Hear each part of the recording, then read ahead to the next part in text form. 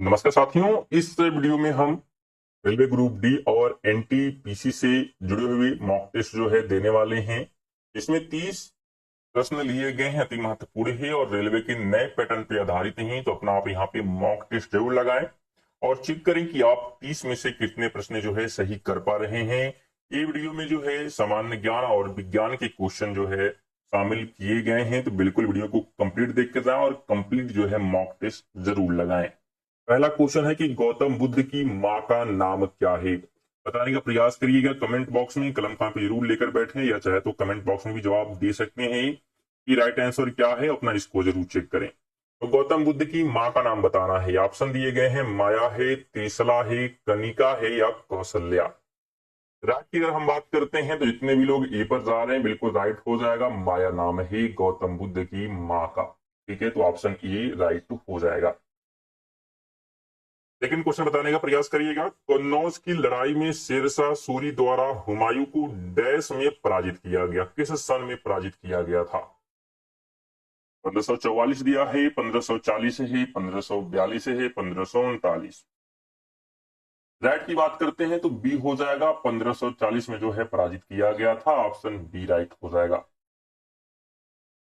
3 number है, महात्मा गांधी के नेतृत्व में कांग्रेस ने नागरिक अवज्ञा आंदोलन शुरू किया, जो डैश के साथ शुरू हुआ। तो किसके साथ शुरू हुआ था अवज्ञा आंदोलन? दांडी मार्च के साथ, या चौरी चौरा घटना के साथ, या जलियांवाला बाग नरसंहार के बाद, या भारत छोड़ो आंदोलन के साथ। तो किसके साथ स्टार्ट हुआ था अवज्ञा आंदोलन? ये जो है शुरू हुआ था दांडी मार्च के साथ। ऑप्शन क्या हो जाएगा? तो ये राइट हो जाएगा।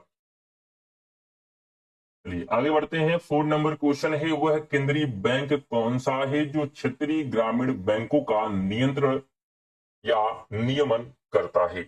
कौन करता है? एसबीआई या आईसीआईसीआई या नाबार्ड या आरबीआई। राइट की बात करते हैं, जितने भी लोग सी पर जा रहे हैं नाबार्ड राइट आंसर हो जाएगा। Option C. आगे बात करते हैं। 5 है कि दिसपुर निम्न में से किस भारतीय राज्य की राजधानी है? बताने का प्रयास करिएगा। असम है, जम्मू कश्मीर, हिमाचल प्रदेश या तमिलनाडु। दिसपुर बताना है। तो दिसपुर जो है राजधानी किसकी है? तो असम की है। तो ऑप्शन ए राइट हो जाएगा। स्टूडेंट बिल्कुल वीडियो को बीच में ना छोड़े, कंप्लीट करके ही जाएं, कंप्लीट मॉक टेस्ट लगाएं। और ये वीडियो डेली रात 8 बजे आने वाली है और ये सेकंड वीडियो है मॉक टेस्ट का आरआरबी एनटीपीसी और ग्रुप डी के लिए।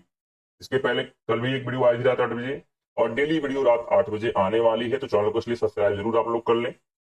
इसका जवाब देने का प्रयास करिएगा। मल्लिका साराभाई का संबंध किससे है? किससे ये जुड़े हुए हैं? क्रिकेट से, शास्त्रीय नृत्य से, तानपुरा से या रसायन विज्ञान से। ऑप्शन की बात करते हैं, यहाँ पे राइट ऑप्शन क्या हो जाएगा? तो बिल्कुल ये शास्त्रीय नृत्य से जुड़े हुए हैं। ऑप्शन क्या हो जाएगा? तो बी, जितने भी लोग जा रहे हैं उनका राइट है।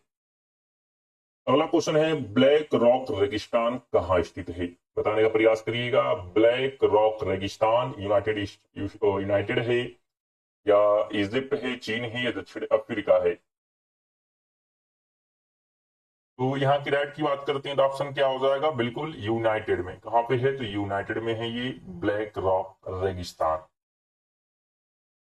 8 नंबर है, भारत का कौन सा राज्य कपास का अग्रणी उत्पादक है? ऑप्शन है गुजरात, तेलंगाना, महाराष्ट्र या गोवा। बताने का प्रयास करिएगा। राइट ऑप्शन की बात करते हैं तो क्या हो जाएगा? बिल्कुल महाराष्ट्र है। क्या है? महाराष्ट्र। कपास की बात हो रही थी तो महाराष्ट्र हो जाएगा, सी ऑप्शन।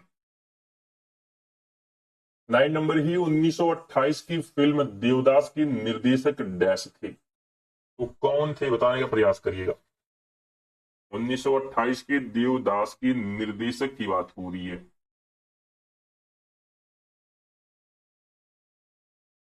यहाँ पे राइट की बात करते हैं तो क्या हो जाएगा? ऑप्शन नंबर ए हो जाएगा, नरेश मिश्रा।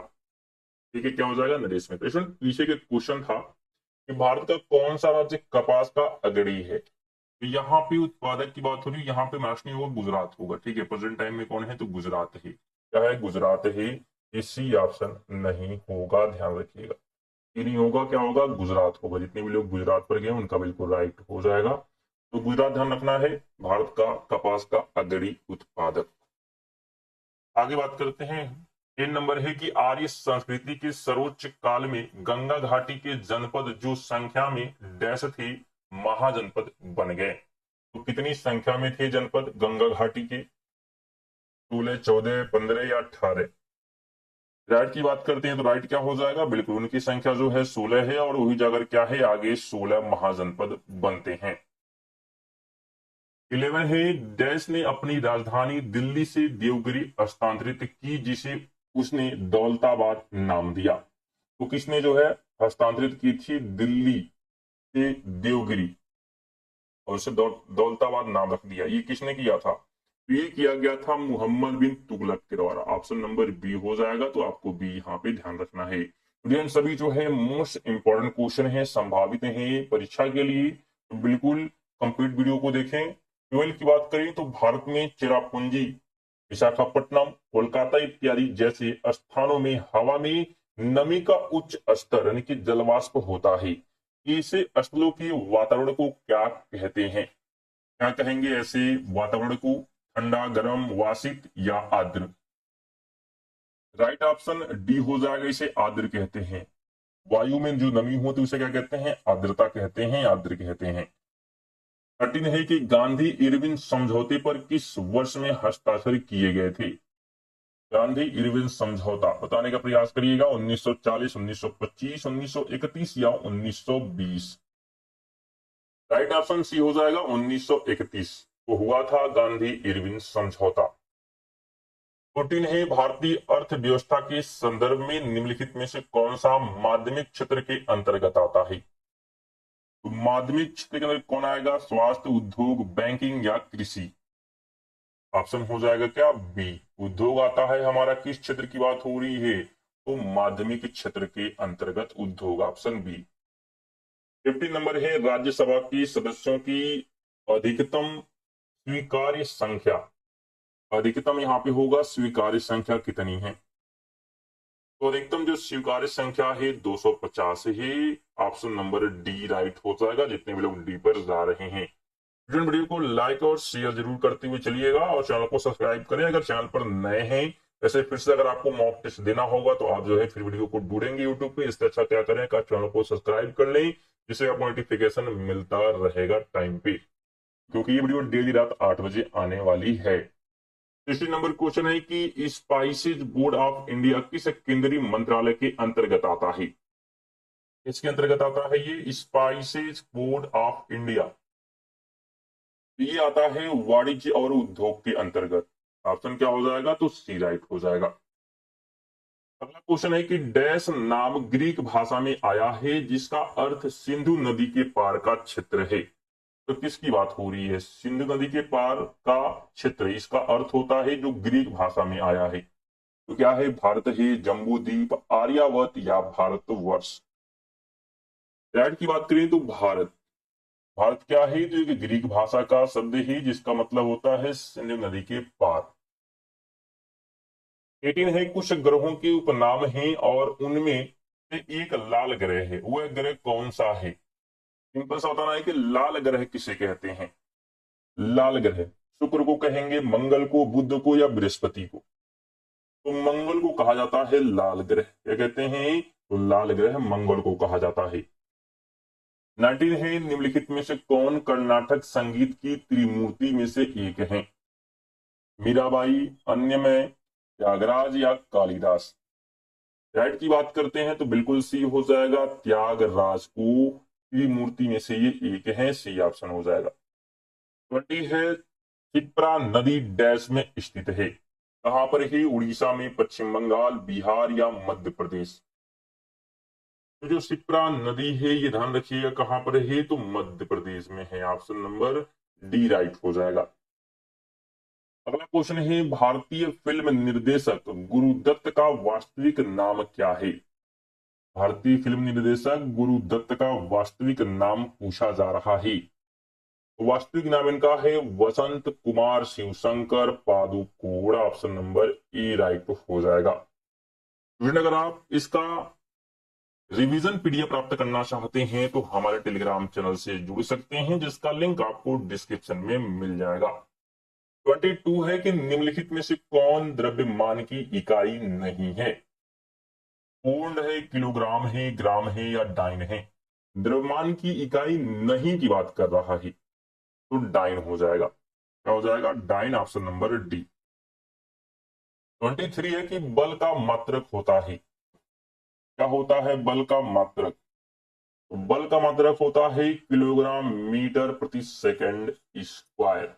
ये क्या है? तो बल का मात्रक है, तो ये आपको ध्यान होना चाहिए। स्टूडेंट यहाँ पे ध्यान रखने वाली बात क्या है, तो यहाँ पे बल का जो मात्रक न्यूटन होता है ये भी आपको पता होगा, लेकिन यहाँ पे न्यूटन कोई जो है ऑप्शन में नहीं है। यहाँ पे न्यूटन मीटर है, लेकिन न्यूटन के साथ साथ किलोग्राम मीटर प्रति सेकंड स्क्वायर भी बल का मात्रक होता है। आगे बात करिए, 24 नंबर है, फेरेड किसका एकक है? बताने का प्रयास करिएगा, फेरेड जो है किसका एकक है? तो फेरेड जो है धारिता का एकक है, ऑप्शन नंबर सी राइट हो जाएगा। 25 नंबर है कि पदार्थ की चौथी अवस्था क्या होती है? पदार्थ की चौथी अवस्था की बात हो रही है, बताने का प्रयास करिएगा। तो ये होता है इलेक्ट्रॉन। क्या होता है? सॉरी प्लाज्मा होगा। क्या होगा? प्लाज्मा। ठीक है, सी ऑप्शन होगा प्लाज्मा। पदार्थ की चौथी अवस्था की बात हो रही है तो प्लाज्मा। अगला क्वेश्चन है, ठीक 0 डिग्री सेल्सियस पर कटोरे में रखे बर्फ और पानी में क्या परिवर्तन आएंगे? तो क्या परिवर्तन होगा, बताने का प्रयास करिएगा। तो जो सारा पानी होगा बर्फ बन जाएगा, ये क्या है? परिवर्तन देखने को मिलेगा। 27 है कि किसी गैस को द्रव में बदलने के लिए सबसे तरल विधि कौन सी है? सबसे सरल विधि किसी गैस को द्रव में बदलने के लिए, तो सबसे जो आसान विधि होता है उसका नाम है कि कम तापमान और उच्चतम दाब अगर हम करते हैं तो क्या होगा? गैस द्रव में बदल जाएगा। 28 है कि संरचनाओं के कौन से युग में प्राय पादप और जंतु दोनों कोशिकाओं में पाए जाते हैं? तो अंत पद्रावी जालिका एवं कोशिका कला, तो ये दोनों जो है पाए जाते हैं अंत है पद्रावी जालिका एवं कोशिका कला। 29 है, निम्नलिखित में से किसकी सबसे छोटी जीवित कोशिका होती है? सबसे जीवित कोशिका और सबसे छोटी जीवित कोशिका की बात हो रही है, तो ये होता है माइकोप्लाज्मा में। इसमें होता है तो माइकोप्लाज्मा में, ऑप्शन नंबर बी राइट हो जाएगा। 30 की बात करिए तो कोशिका में निम्न में से कौन सी पाचन थैली कहलाती है? कोशिका में निम्न में से कौन सी पाचन थैली कहलाती है, बताने का प्रयास करिएगा। तो लाइसोसोम कहलाता है, ऑप्शन नंबर डी राइट हो जाएगा। तो ये थे हमारे 30 महत्वपूर्ण मॉक टेस्ट। आप 30 में से कितने प्रश्न सही कर पाए हैं कमेंट बॉक्स में जरूर बताएं, और रेगुलर अगर आप इस वीडियो का नोटिफिकेशन पाना चाहते हैं तो चैनल को जरूर सब्सक्राइब कर लीजिएगा और वीडियो को कम से कम एक दोस्त को जरूर शेयर करें, आपसे निवेदन है। चलिए मिलते हैं नेक्स्ट वीडियो, तो जय हिंद जय भारत।